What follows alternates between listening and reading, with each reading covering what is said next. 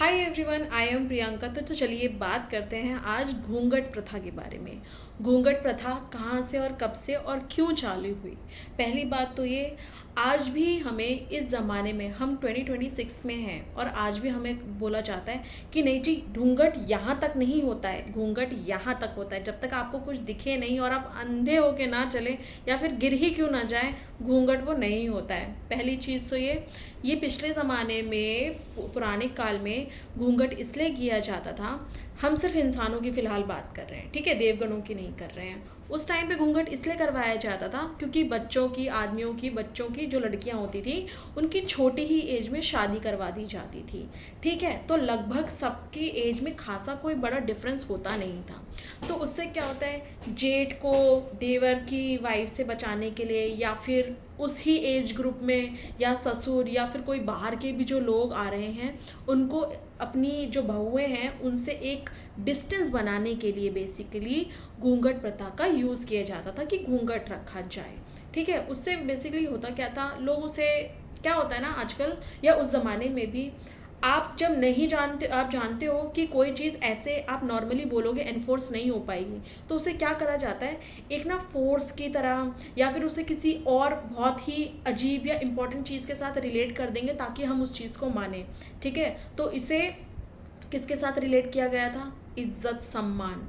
मतलब जो लड़कियां अगर यहाँ तक सर पे घूंघट करके बात करें तो वो इज्जत सम्मान नहीं है। आई यू किडिंग मी, ऐसा नहीं है ना।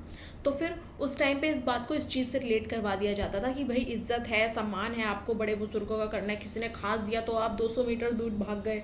ठीक है, तो उसको इस चीज़ के साथ रिलेट करवाया गया और ये एनफोर्स करवाया गया कि बहुएं और जितनी भी लड़कियां हैं, औरतें हैं, वो घूंघट करें। तो तब से घूंघट प्रथा हमारे यहाँ चालू हो गई। अब उसके बाद एक और चीज़ थी इसमें, जैसे बड़े बड़े राजा लोगों की लड़ाइयाँ होती थी और ये सब चीज़ें होती थी, तो वो एक दूसरे का राज्य साम्राज्य ले लेते थे। तो उसमें जो बहू होती थी या फिर जो राजाओं की बीवियाँ होती थी, उन उन लोगों को भी ग्रहण कर लेते थे जो राजा जीतता था। बेसिकली मुगल्स वगैरह भी यही करते थे, वो उनकी औरतों को ले लेते थे। ठीक है, तो ये सब चीज़ें वहाँ से आई हैं। पर अगर मैं इस टाइम की बात करूँ, 2026 की बात करती हूँ, ठीक है, आगे का छोड़ देते हैं, उस टाइम पे तब देखा जाएगा। इस टाइम पे अगर देखें तब भी औरतों का यही कहना है, वो इस बात को इस चीज़ से बोल के एनफोर्स करवाते हैं, जो घूंघट तो करना पड़ेगा, बड़े आए हैं, ये आया है, वो आया है। मतलब घूंघट में रह के मैं अगर आपकी बेइज्जती करूँ, आपके बारे में गलत बोलूँ, ठीक है, तो आपको वो इज्जत लगेगी।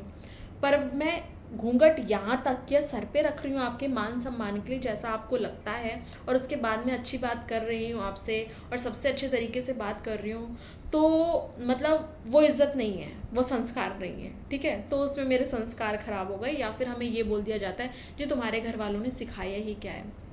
इस चीज़ में मैं ये बोलूँगी, देखो जी, संस्कार तो बहुत अच्छे सिखाए गए हैं। ठीक है, आप उस लायक होने चाहिए कि आपको हम इज्जत दें। ठीक है, और जितनी हमने संस्कार अपने घर से लेके आए हैं, जितना मर्यादा हम अपने घर से लेके आए हैं और जो हमारे अंदर है, ठीक है, उसको ग्रहण करने के लिए आपके अंदर भी तो कुछ होना चाहिए, तभी तो हम आपकी इज्जत और मान कर पाएंगे। तो इसीलिए इज्जत चाहिए तो इज्जत करिए, इज्जत नहीं करेंगे तो भाड़ में जाइए।